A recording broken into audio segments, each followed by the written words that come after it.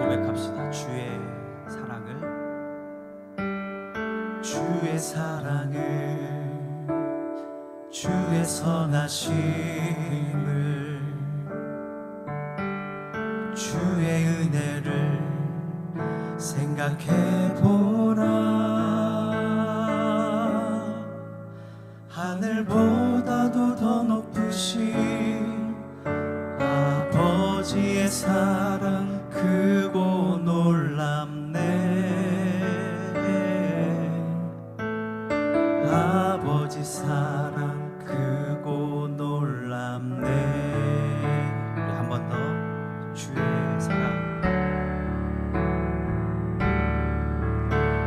주의 사랑을, 주의 선하심을, 주의 은혜를 생각해보라. 하늘보다도 더 높으신 아버지의 사랑 크고 놀랍네. 아버지 사랑 크고 놀랍네. 내 어찌 그 사랑 잊으리. 내 어찌 주의 긍휼 잊으리.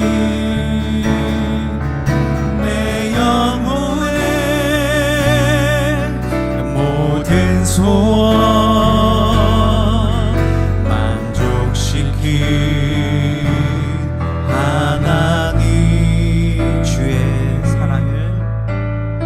주의 사랑을, 주의 선하심을, 주의 은혜를 생각해보라. 하늘보다도 더 높으신 아버지의 사랑 크고 놀랍네. 아버지 사랑 크고 놀랍네. 우리 한 번 더. 내 어찌 그 사랑, 내 어찌 그 사랑 잊으리. 내 어찌 주의 긍휼 잊으리. 내 영혼의 모든 소원 만족시킨 하나님. 내 어찌 그 사랑 잊으리. 내 어찌 주의 긍휼 잊으리. 내 영혼의 모든 소원 만족시킨 하나님. 길을 잃고 헤맬 때 그 사랑 날 찾아내셨네.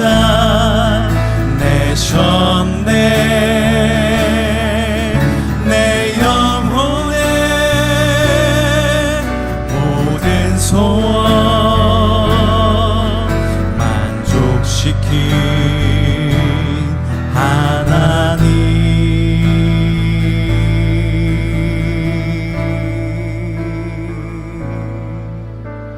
주의 사랑을, 주의 선하심을, 주의 은혜를 생각해보라.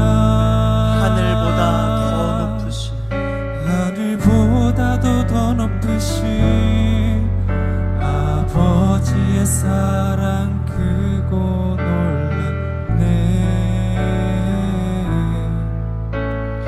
아버지 사랑 크고 놀랍네. 우리 한 번 더 주의 사랑, 주의 사랑을 주의 선하심을 주의 은혜를 생각해보라. 하늘보다도 더 높으신 아버지의 사랑 크고 놀랍네. 아버지 사랑 크고 놀랍네. 아버지 사랑, 아버지 사랑 크고 놀랍네. 아버지 사랑, 아버지 사랑 크고. 우리 마지막으로 한 번 더. 아버지 사랑, 아버지 사랑 크고 놀랍네.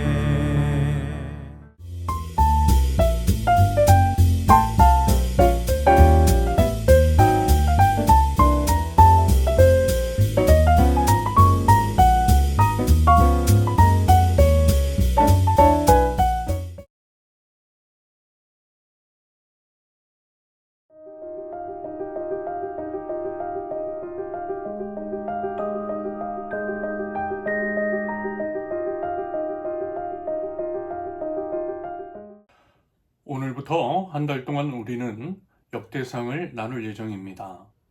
먼저 역대상과 역대하를 역대기라고 하죠. 역대기는 쉽게 얘기해서 역사책입니다. 역대기는 유다인의 제2차 포로 귀환 때 바빌론에서 유다 땅으로 돌아온 사람 중에 한 사람인 학사 에스라가 기록한 것으로서 유다인의 관점에서 기록한 역사책입니다. 여기서 유다인의 관점이라고 하면 이런 것입니다. 통합 이스라엘이 솔로몬의 죄악으로 인해서 그 아들 르호보암 때에 남유다와 북이스라엘로 분열이 되죠. 그러면서 이 남유다는 12지파 중에서 유다 지파와 베냐민 지파가, 북이스라엘은 그 외 나머지 지파가 모여서 개별적인 국가를 형성합니다. 그 후 북이스라엘이 먼저 아시리아에 의해서, 나중에 이 남유다가 바빌론에 의해서 멸망합니다. 그러면서 남유다 백성은 바빌론에 포로로 끌려가죠.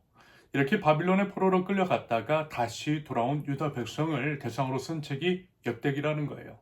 그러므로 유다인의 관점에서 기록되는 것은 당연합니다. 아울러 성경의 중심은 예수님이시잖아요. 예수님은 유다 지파, 다윗의 자손으로 오셨습니다. 그러므로 유다 지파의 관점 혹은 유다 지파의 계보에 따라 역사를 기술하여 정리할 필요가 있다라는 거예요. 여러분, 모든 것은요 예수님으로 해석을 하는 것입니다. 아무튼 이런 이유 등으로 유다인의 관점에서 기록한 것이 역대기입니다. 그러면서 여러분, 아마 다들 이 말을 기억하실 것 같아요. 역사를 잊은 민족에게는 미래가 없다. 이 말에서 미래라고 하는 것의 의미는 보다 발전되고 성숙한 미래, 긍정적인 의미에서의 미래입니다. 희망을 꿈꿀 수 있는 미래라는 거죠. 그러므로 이 말을 바꾸어서 생각을 해보면 그와 같은 미래를 만들기 위해서는 역사를 기억해야 한다라고 하는 의미일 것 같아요. 역사를 기억함으로써 과거의 과오에 대해서는 철저하게 반성을 하고 똑같은 잘못을 되풀이하지 않도록 하는 거예요. 반대로 선한 업적에 대해서는 그것의 이제 원인이 된 것들을 강화하고 보완하는 것입니다. 그것이 우리가 역사를 배우는 이유요, 역사를 잊은 민족에게는 미래가 없다라고 하는 말의 의미일 것입니다. 그러면서 이 역사책, 역대기를 집필한 이유를 알기 위해 우리는 역대기의 1차 독자인 유다인이 처한 상황을 생각해 보지 않을 수가 없습니다. 앞서 말씀을 드렸듯이 유다인은 70년간의 포로 생활을 마치고 고국에 돌아왔어요. 여러분, 여행 다녀온 것이 아니었습니다. 포로 생활입니다. 게다가 무려 70년이죠. 그 사이에 고국에 돌아오지 못하고 죽은 사람도 많았을 것 같아요. 여러분, 얼마 전까지만 해도 포로였던 그들, 가진 게 뭐 있겠어요? 비록 꿈에 그리던 고국 땅에 돌아오긴 했지만 반겨줄 이 하나 없었습니다. 모든 게 낯설었어요. 제가 이제 상하이에서 만 9년을 지내고 돌아와 보니 수원의 이제 망포 같은 지역은요, 완전히 달려져 있을 때 너무 이제 발전되어 알아보지 못할 정도였습니다. 하지만요, 이스라엘 땅은 그와는 다른 의미였습니다. 그동안 그 땅이 무슨 발전이 되었다거나 개발이 되거나 하지도 않았어요. 오히려 거의 그대로였어요. 거의 방치된 상태였습니다. 그랬던 이유는 그 땅이 하나님의 심판에 의해서 강제적 안식년을 취했기 때문인 것으로 해석이 됩니다. 사신지 심판을 받기 전 이스라엘은 안식년을 준수하지 않았죠. 그러므로서 사람은 물론이고 자연 생태계를 착취했던 남유다였습니다. 그게 바로 죄였어요. 죄의 열매였어요. 우상 숭배의 결과였습니다. 이런 이유로 하나님께서는 이스라엘 땅에 강제적 안식년을 명하신 거예요. 어떻게요? 이스라엘을 망하게 하심으로써 그 땅에 살던 남유다 백성을 포로로 끌려가게 하심으로써 이스라엘의 자연 생태계가 그전까지 누리지 못했던 안식년을 누리도록 허락하셨던 것입니다. 여러분 기억하시죠? 코로나19 때 우리 모두 이제 밖에 나오지를 못하고 격리를 당했을 때 그렇게 이제 거리에 사람이 사라지자 그 빈 자리에 동식물이 채웠던 것을 여러분 매스컴을 통해서 보셨을 것입니다. 자연 생태계가 회복되었다라는 거예요. 코로나19 때 그 잠깐 동안에도 자연 생태계의 회복이 일어났어요. 그런데 이스라엘 땅은 무려 70년입니다. 70년 동안 이스라엘의 자연 생태계는 충분히 안식을 누리고 회복되었을 것입니다. 하지만 그럼에도 인간의 눈에는 그저 이제 개발이 안 된 땅, 황폐한 모습이었던 거죠. 여러분 우리도 그렇죠. 풀과 나무가 우거진 곳, 동물과 곤충, 식물이 어우러진 곳보다는 어때요? 세련된 빌딩 숲에서 안정을 누립니다. 풀이 우거져 있고 그 동식물이 무성하게 살아 움직이면 솔직히 심란해요. 엄밀히 말하면 자연 생태계를 훼손시켜 개발을 한 것이 오히려 우리 모두에게 해가 되는 것인데 반대로 이제 동식물이 함께 어우러지는 것이 모두의 지속적인 공존을 위해서 좋은 것일 텐데 우리는 결코 그렇게 생각하지 않는 것 같습니다. 자연을 해치고 개발을 해서 인위적으로 만들어낸 깨끗함과 정돈됨을 통해 더 안정을 누리더라는 거예요.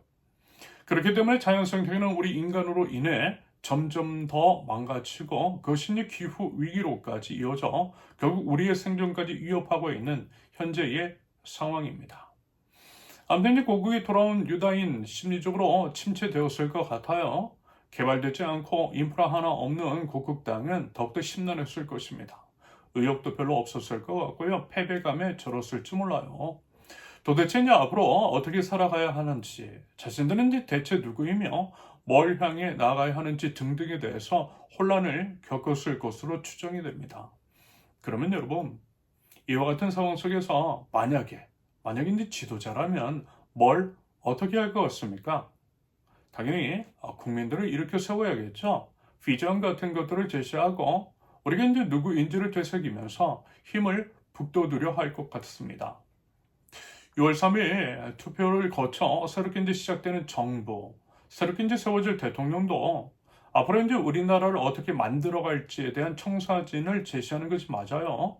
그래야만 내란 사태 등으로 인해서 좌절감과 우울감에 빠진, 침체에 빠진 우리 대한민국이, 우리 대한국인이 다시 일어설 수 있을 것입니다. 다시금 일으켜 세우기 위해서, 우리나라를 일으켜 세우기 위해서 우리가 어떤 민족인지를 이제까지 어떤 역사를 거쳐왔을 때 국난을 어떻게 극복해 왔으며 어떤 과정을 통해 자유민주주의 공화국을 만들어 왔는지를 이야기할 것 같아요. 동학혁명과 3.1운동, 4.19 혁명과 87 혁명, 촛불혁명과 최근 이제 비치혁명에 이르기까지 그 역사를 하나하나씩 더듬어 보면서 우리나라 국민이 얼마나 위대한 국민인지를 확인시킬 것 같습니다. 그래서 다시 시작하는 대한민국, 진짜 대한민국을 위해서 힘을 합쳐서 나아가자고 말할 것 같아요. 정상적인 지도자, 대통합을 이루어 희망적인 미래를 기대케 하는 대통령이라고 한다면 그 얘기부터 할 것입니다. 그러면요, 설령 이제 얼마 전까지 어둠의 터널을 지나왔다 할지라도 온 국민이 다 함께 힘을 내어 미래를 향해 전진해 나갈 수 있을 것입니다. 여러분 이게 맞아요. 지도자라면요, 응당 이와 같은 생각을 가질 것입니다.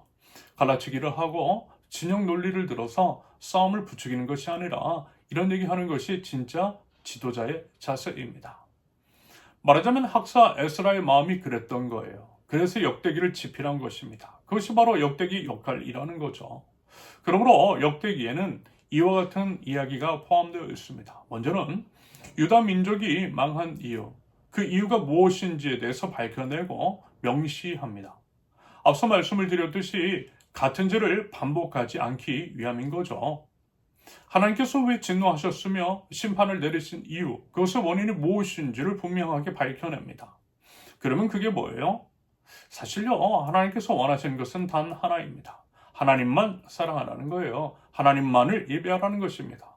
온 우주의 왕이신 하나님만이 유일한 예배의 대상이시라는 것입니다. 그게 전부예요. 성경의 맨 처음에도, 십계명의 맨 처음에도 그렇게 명시해 놓으셨잖아요. 창세기 1장 1절, 태초에 하나님이 천지를 창조하셨다. 성경을 열었을 때 맨 처음에 이 말씀부터 하셨어요. 하나님이 창조주시래요. 여러분, 그러면 다 끝난 거 아니겠어요? 온 우주를, 저와 여러분도 이 땅의 모든 것들을 하나님께서 만드셨는데 하나님을 예배하는 것이 맞는 거죠. 토다할 게 뭐가 있겠느냐라는 것입니다. 여러분, 입장 바꿔 한번 생각해 보세요. 내가 이거 만들었는데 내 말 듣는 게 맞는 거 아니겠어요? 그러라고 만든 거예요.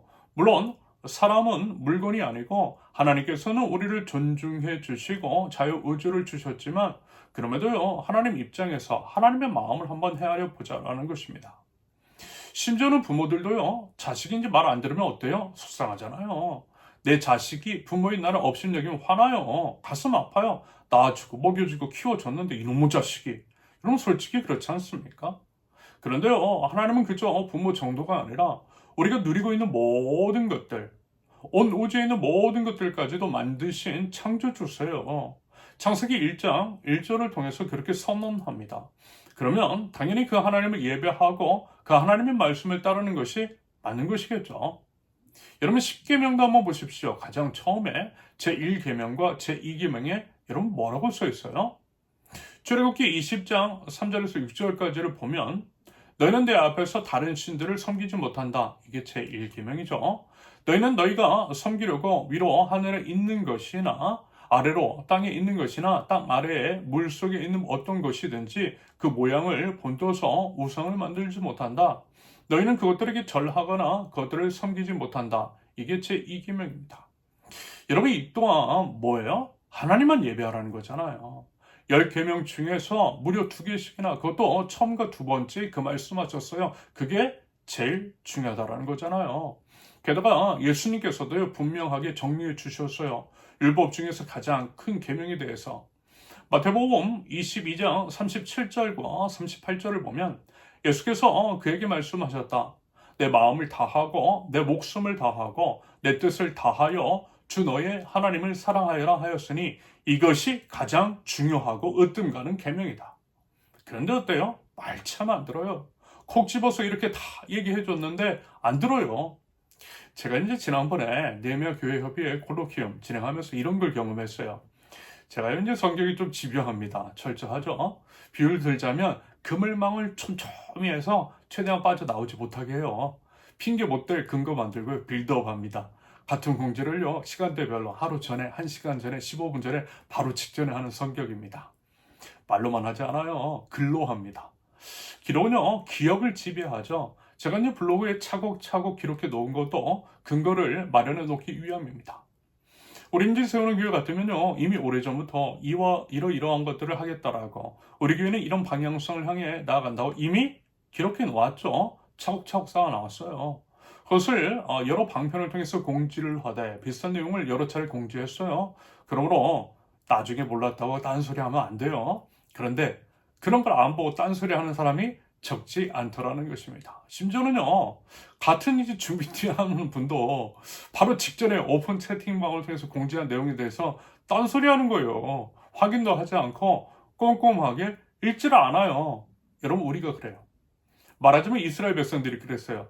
여러분, 그래서 하나님께서 뭐라고 하셨어요? 속 터지는 심정으로 들으라! 이스라엘! 제발 좀 들으라고. 제발 좀 공지 좀 보라고 하는 거예요. 제발 좀 성경 좀 읽으라는 거예요. 나 이거 좋아해. 나만 사랑해. 라고 하나님께서 분명하게 말씀해 주셨잖아요. 계속해서 반복해서 끊임없이. 그런데 어때요? 딴소리 했어요. 자기 좋아하는 것만 했으면서 다 할 거 다 했대요. 하나님 명령 가볍게 여겼어요. 하나님 말고 우상 섬겼어요. 그러면 반드시 심판한다 라고 분명히 수차례 말씀하셨는데 그 말씀 안 듣고 딴짓해서 심판받은 거예요. 그러면서 이제 우상은요, 필연적으로 사람을 공격한다라고 했죠. 그럼으로써 인간의 원형인 하나님께 대항한다라고 했잖아요. 그래서 이제 말하자면 안식년을 어겼던 거예요. 쉼 없이 약자들을 착취했던 것입니다. 쉬는 날도 없이 직원들을 굴렸던 거예요. 52시간 법정 근로시간도 준수하지 않고 정말 뽑아먹은 거예요. 그로 인한 과로로 안전사고가 일어나고 산업재해로 인한 안타까운 죽음이 발생한 것입니다. 이런 식의 사람에 대한 착취는 필연적으로 동식물에 대한 자연 생태계에 대한 착취로까지 이어지죠. 그래서 뭐라고요? 하나님께서 이스라엘 땅에 강제적 안식년을 취하도록 하셨다니까요. 어떻게 해요? 이스라엘 백성을 포로로 끌려가게 하심으로써 그게 바로 심판이라는 것입니다. 이처럼 심판의 이유는요, 하나님을 배반한 것, 하나님을 사랑하지 않은 것, 바로 그것이었어요. 그것이 본질적인 죄악이고 그 열매가 약자에 대한 착취 같은 것으로 드러났던 것입니다. 본질은 우상 숭배이고 열매는 약자에 대한 착취인 거예요. 그러므로 역대기에 그 얘기 써놓은 거예요. 이젠 제발 좀 알아듣고 똑같은 죄를 범치 말라는 것입니다. 안 그러면 또다시 심판받는다라는 거예요. 역사를 기억해야만 미래를 기대할 수 있다라는 거죠. 아울러 예배에 관해서 이야기를 해요. 왜요? 예배는 곧 하나님을 사랑하는 것이니까. 예배는 하나님 사랑에 대한 구체적인 표현이니까. 그래서 예배에 관한 내용에 여러 장을 할애하고 있죠. 이런 역대기, 역사서와 이제 관련해서 우리가 이제 적용점으로 삼을 수 있는 것. 그것은 이제 분명 6월 3일 대통령 선거일 것 같아요. 여러분, 얼마 전에 일어났던 일도 잊어버리고 같은 실수를 되풀이하면 우리 미래는 없는 겁니다. 그것이야말로 우리 스스로를 개, 돼지 취급하도록 내어주는 꼴이 되는 것입니다. 그래서 먼저는 지금 이 조기 대선이 왜 일어났는지를 기억해야 되는 거예요. 그 전에 근래에 우리 한국 사회에 어떤 일들, 어떤 사건들이 일어났는지를 복기해 보세요. 얼마나 많은 사람들이 죽었으며 또 얼마나 많은 비상식적인 일들이 일어났는지를 기억하십시오. 그리고 여러분, 늘 말씀드리잖아요. 우리는 하나님 나라 백성이라고 말입니다. 하나님 나라 백성의 기준은 예수님이에요. 우리가 진정 하나님 나라 백성이라고 한다면 하나님 나라의 가치와 원리 그리고 그리스도께서 먼저 걸으셨던 그 길을 걷는 것이 맞아요. 그러므로 삶의 모든 영역에 있어서 예수님을 선택의 기준으로 삼아야 하는 것입니다. 투표에 있어서도요. 예수님을 선택의 기준으로 삼고 하나님 나라 백성다운 투표권을 행사하는 게 맞아요. 아울러 하나님 사랑은 이웃사랑이라고 했죠. 예수님께서는요. 하나님 사랑과 이웃사랑이 같다라고 하셨습니다. 이웃사랑을 통해서 하나님 사랑은 증명이 됩니다. 우리는 이웃을 사랑하는 것만큼만 하나님을 사랑하는 것이라고 했잖아요. 그러면서 이제 정치는요. 우리 자신과 우리 이웃의 삶에 지대한 영향을 끼치죠. 어떤 정치를 하느냐에 따라서 이웃의 삶의 질은 분명하게 달라져요. 언젠가 이제 소개해드리고 구입도 해드렸던 제임스 길리건의 책, 왜 어떤 정치인은 다른 정치인보다 위험한가에서도 언급을 하고 있는 것처럼 어떤 정치를 하느냐에 따라서 삶과 죽음이 달라지더라는 것입니다. 사망률이 달라지더라는 거예요. 사람의 생명을 존귀하게 여기는 정부에서는 당연히 사망률은 줄어들죠. 하지만 사람의 생명보다 효율을 중요시하는 정부에서는 어처구니 없는 죽음, 말도 안 되는 죽음이 발생하더라는 것입니다. 죽음을 대수롭지 않게 생각해요. 여러분, 우리 사회 안에서 발생했던 수많은 참사 여러분 떠올려 보실 수 있기를 바랍니다.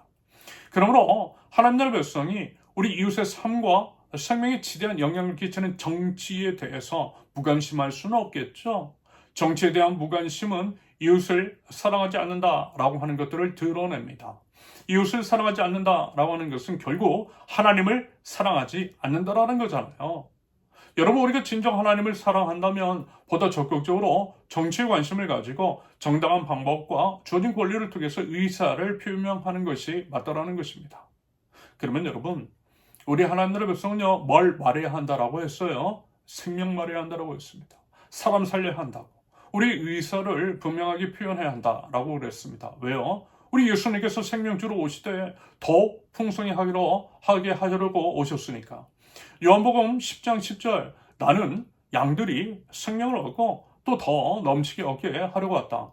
그러면 우리도요 생명 살려야겠죠. 그리고 우리 신앙의 본질 십자가잖아요. 십자가는 내 목숨 버려 내 이웃 살리는 거잖아요. 나 혼자 잘 먹고 잘 사는 거 아닙니다. 오히려 내 것을 버려 내 이웃도 잘 먹고 잘 살게 하는 거예요. 최소한의 생존권이라도 보장해 주는 거예요. 그것을 위해서 내 것 포기하는 거, 이게 바로 십자가의 선택입니다.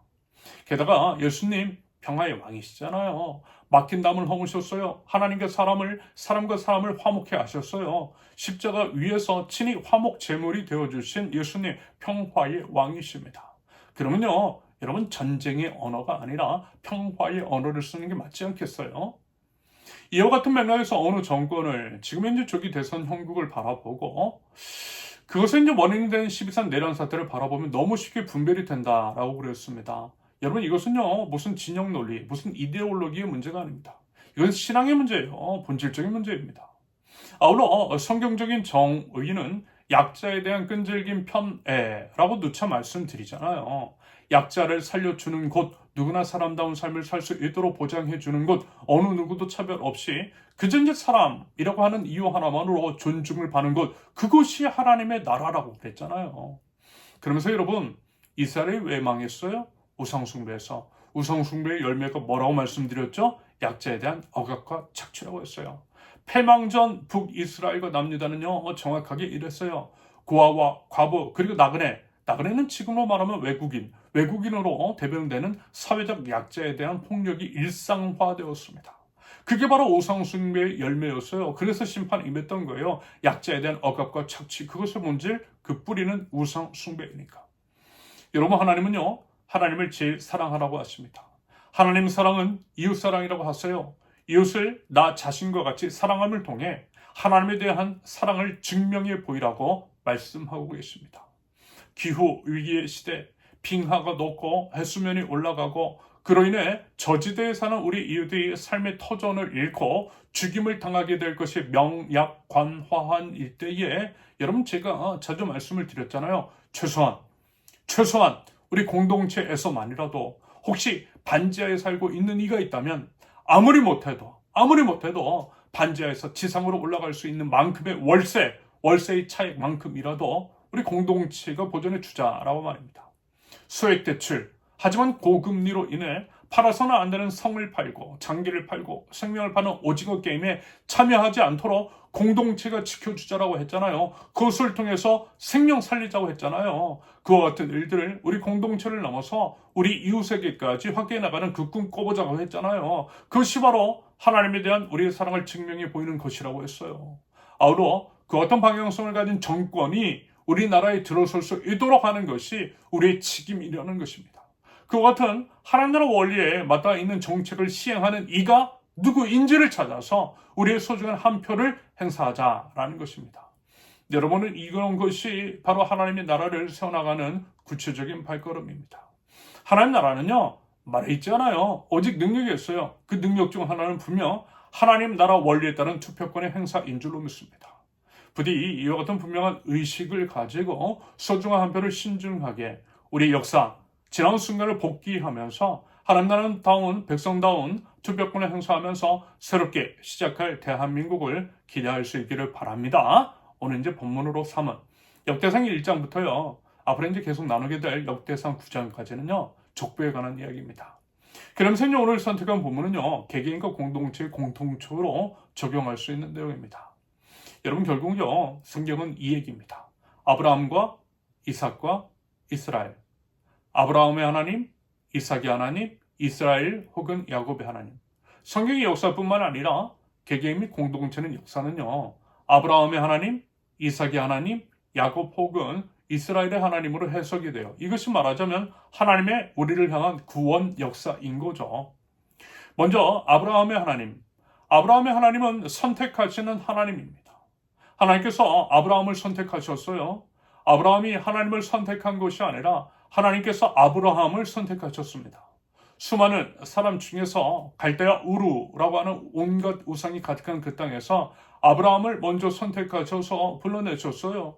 마찬가지로 저도, 여러분도, 우리를 세우는 교회도, 이스라엘 백성도, 우리 조국 대한민국도 하나님께서 선택하셨어요. 우리가 하나님을 선택한 것이 아니라 태초에 어머니 뱃속에 있었을 때부터 우리 세우는 교회가 세워지기 전부터 하나님께서 우리를 선택하셨다라는 것입니다. 하나님의 주권과 섭리로 우리를 선택하신 하나님께 감사와 찬양과 영광을 올려드릴 수 있기를 바랍니다. 아브라함의 하나님은 우리를 선택하시는 하나님입니다. 이어서 이삭의 하나님.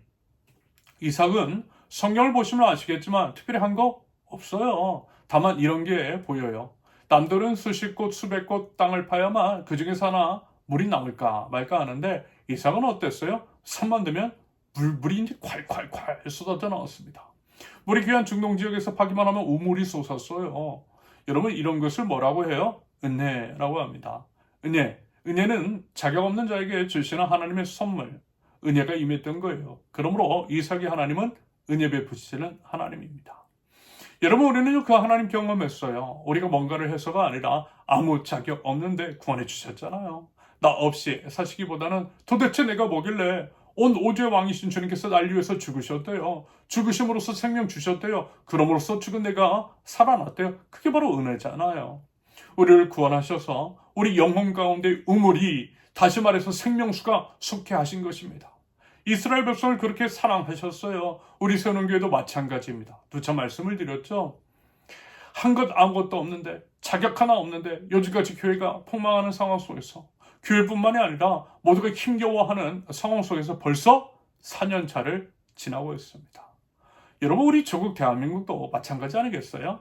이 작은 나라 여러분 들어보셨죠? 중국과 일본을 만만하게 보는 나라 한국밖에 없다라고 말입니다. 경제대국 10위권, 군사대국 5위권의 나라. 사실 말이 안 되는 거죠. 저는 이것을요 은혜로 해석합니다. 그 은혜를요 우리나라에 허락하신 것은 특별히 마지막 때에 하나님께서 우리나라를 통해 하실 일이 있기 때문이라고 봐요. 더 주신 것은 사명이기 때문입니다.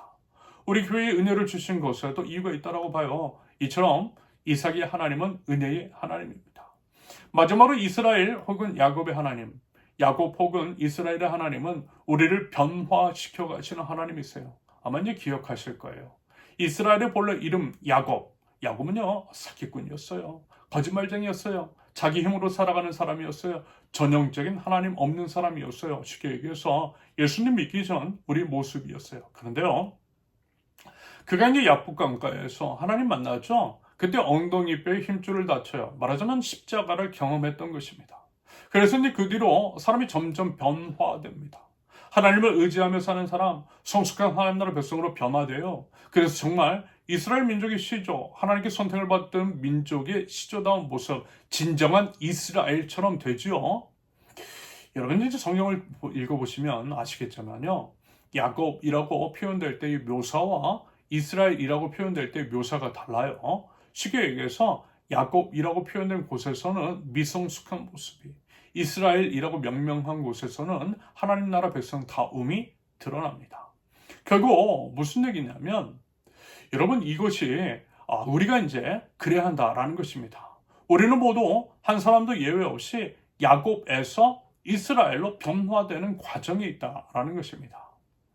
아울러 야곱에만 머물러 있으면 안 되고요. 이스라엘을 향해서 하나님 나라 백성다운 성숙함을 향해서 나아가야 한다라는 것입니다. 그래서 뭐라고 했어요? 출애굽 이후 광야 40년이 야곱에서 이스라엘로 변화가 되는 과정을 상징한다고 했어요. 광야 생활이 끝난 다음에 온전한 이스라엘, 하나님 나라 백성다운 모습으로 변화됐다고 했습니다. 저도, 여러분도, 우리 세우는 교회도, 대한민국도, 온 열방은 여러분 지금요 광야 40년 지나고 있는 거예요. 결국 야곱에서 이스라엘로 우리 모두는 변화되어야 합니다. 그래서 온 열방이 이스라엘로 변화가 되는 것, 이게 바로 뭐예요? 하나님의 나라인 거죠. 성경이 이 얘기하고 있어요. 보세요. 성경의 기록 목적도. 디모데후서 3장 15절에서 17절까지를 보면 성경은 그리스도 예수를 믿는 믿음으로 말미암아 그대에게 구원에 이르는 지혜를 줄 수 있습니다.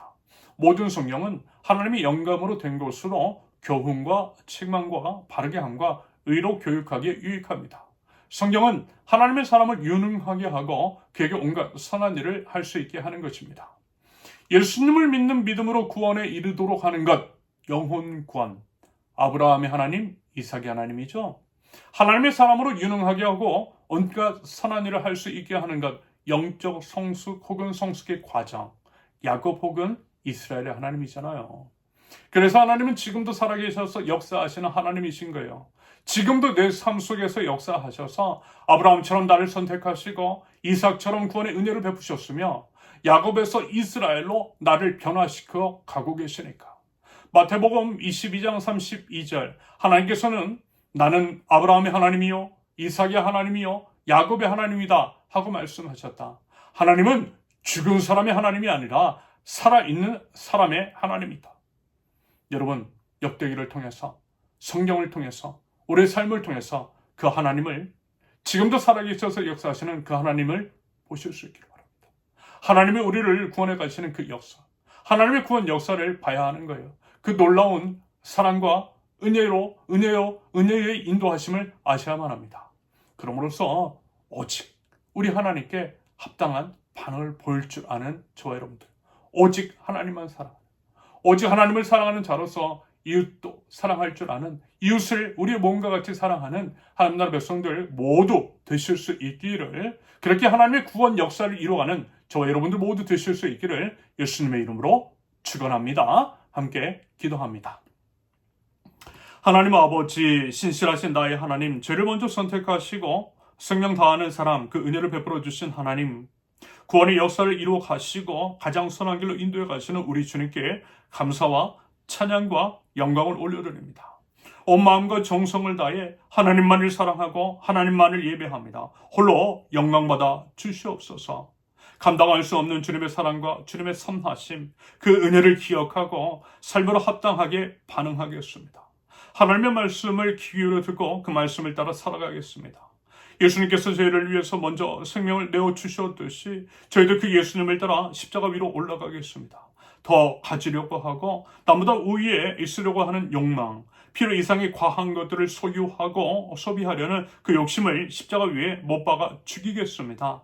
대신 이웃의 삶이 조금이라도 나아질 수 있도록 마음과 물질을 흘려보낼 줄 아는 하나님 나라 백성다운 성숙함이 저희 안에 있을 수 있도록 주님 인도하여 주시옵소서. 그리하여 우리 하나님이, 우리가 믿는 예수님이 생명의 주님이시라는 것을, 하나님의 나라는 모든 사람이 존중을 받고 생명이 가득한 곳이라는 것을 저희 실천적인 삶을 통해 드러나게 하옵소서. 삶의 복음 증거를 통해 많은 이들이 생명이 주님께 돌아오는 아름다운 일들이 일어나게 하옵소서. 하나님, 저희들 역사를 잊지 않겠습니다.